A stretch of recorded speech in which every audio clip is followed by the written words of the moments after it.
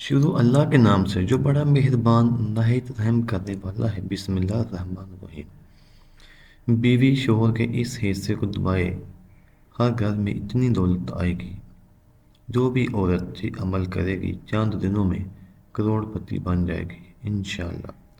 अस्सलाम वालेकुम वरहमतुल्लाहि वबरकातुहू। मोहतरम नाज़रीन, शोहर के जिस्म का वो कौन सा हिस्सा है अगर जिसको बीवी दबाए तो उस घर में बेपनाह रिज़्क की बारिश हो जाए। रिज़्क बरसे।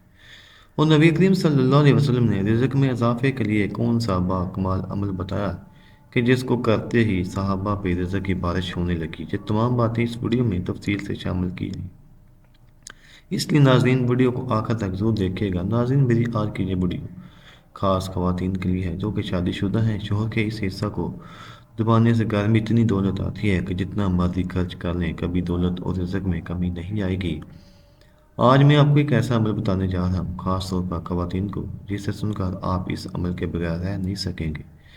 रात को सोने से पहले औरत ने शोहर का ये हिस्सा दबा दिया जिससे आपको मैं बताने जा रहा हूँ, तो दौलत की इतनी फरावानी होगी और ऐसी जगह से रिज़्क मिलेगा कि आपको गुमान भी नहीं होगा। आपने बहुत बार देखा होगा कि जब भी मर्द और औरत का निकाह होता है और वह मियाँ बीवी बन जाते हैं और जिस घर में औरत दुल्हन बन कर जाती है, तो घर वाले चाहते हैं कि औरत का नसीब अच्छा हो, घर को संभाले, शोहर के घर वालों की अच्छी खिदमत करे, उसके अपने नसीब के भाई शोहर को अच्छा रोज़गार मिले। जैसे कि आपने सुना होगा कि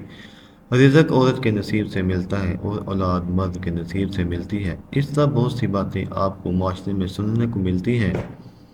हदीस पाक में आता है कि निकाह के ज़रिए रिज़्क तलाश करो और औरतों से निकाह करो, क्योंकि ये औरतें अल्लाह ताला की तरफ से तुम्हारे पास रिज़्क में बरकत लेकर आएंगी। नाज़रीन, एक बार एक आदमी आप सल्लल्लाहु अलैहि वसल्लम की खिदमत अक़दस में हाज़िर हुआ और अपनी तंग दस्ती की शिकायत की और कहा, मैं बहुत तंग दस्त हूँ, गरीब हूँ, मेरे पास खाने के लिए कुछ नहीं,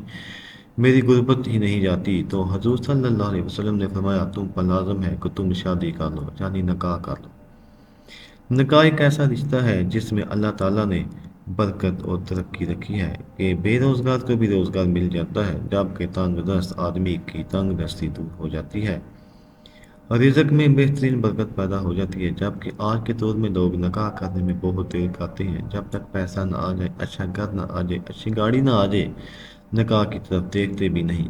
हज़रत आयशा रज़ी अल्लाह तआला अन्हा से रिवायत है कि रसूलुल्लाह सल्लल्लाहु अलैहि वसल्लम ने फरमाया कि औरतों से निकाह करो, वो तुम्हारे लिए माल लाएंगी, यानी इनके आने से अल्लाह ताला माल में बरकत देगा। जहेज लाना मुराद नहीं। औरत हमेशा ये चाहती है कि उसका घर शोहर इतनी दौलत आए कि जब ख़त्म ना हो। ऐसी औरत को चाहिए कि आज से ही अमल लाजम करे। शोहर अपनी बीवी और अपने बच्चों के लिए मेहनत करता है, वो चाहता है कि इसके घर वाले सुकून से ज़िंदगी गुजार सके, किसी से भी कुछ मांगना ना पड़े और अपनी ही कमाई कोई दौलत से बेहतरीन ज़िंदगी गुजार सके। दूसरी तरफ ऐसे शोहर भी होते हैं जिन्हें अपनी बीवी और बच्चों की कोई परवाह ही नहीं होती। ऐसे मर्द ज़िंदगी भर ज़लील व ख्वार होते रहते हैं जो अपनी बीवी और बच्चों की कदर नहीं करते। अगर शोहर घर में पैसे कम लाता है और उसका काम सही तरीके से नहीं चल रहा, कमाई बहुत कम है, तो औरत को चाहिए कि रात को उसके बिस्तर पर बैठ जाए और आराम आराम से उसके पाँव दबाना शुरू कर दे। जैसे जैसे वो पाँव दबाए वैसे ही ये पढ़ती रहे कि जिसमें अल्लाह रब्बुल इज़्ज़त को, तो इसमें मुबारक है जो मैं आपको बताने जा रहा हूँ। औरत अपने नरम हाथों से शोहर के पाँव दबाए और साथ साथ इसका वर्द गाती रहे जो अल्लाह पाक के दो बेहतरीन इसमाई मुबारक हैं। शोहर के पाँव दबाने के साथ साथ इसका वर्द जारी रखे। मोहसिन नाज़रीन, मियाँ और बीवी का रिश्ता भी कुदरत ने इंसानों के लिए कैसा प्यारा रिश्ता बनाया है, इंसान सोचे तो सोचता रह जाए। एक वो लड़का जो मर्द जैसे इस लड़की या औरत ने कभी देखा भी नहीं होता, मिले भी नहीं होते, लेकिन निकाह हो जाने से एक दूसरे की कुल कायनात बन जाते हैं। मोहब्बत बातें ना वो पैदा करने वाला दोनों के दिलों में एक दूसरे के लिए ज़िंदगी भर का रिश्ता जोड़ सकता है। जिन्हें कहा कि बहुत सारी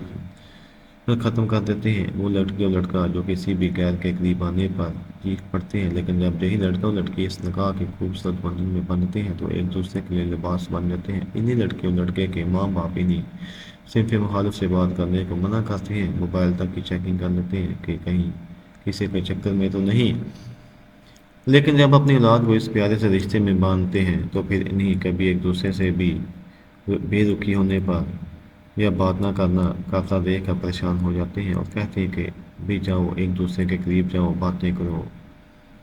ایک دوسرے کے بنا حالانکہ یہ لڑکا لڑکی ہیں تو ابھی بھی یہ دونوں ایک دوسرے کے صنف مخالف ہیں لیکن ان دو لفظوں نے ان دونوں کا پردہ ختم کر دیا اور دونوں کو ایک دوسرے کی کل کائنات بنا دیا وہ ماں باپ جو اپنی بچی کو بھی موتی کی طرح چھپا کر رکھتے ہیں وہی اس کو بنا سنوار کر اسے ایک مرد کے حوالے کر دیتے ہیں کہ ہاں اب وہ مرد کوئی خالی اجنبی مرد نہیں بلکہ سائن کر کے اپنے آپ کو یہ بتا رہا ہے کہ انکل آنٹی میں اب آپ کی بیٹی کا محافظ ہوں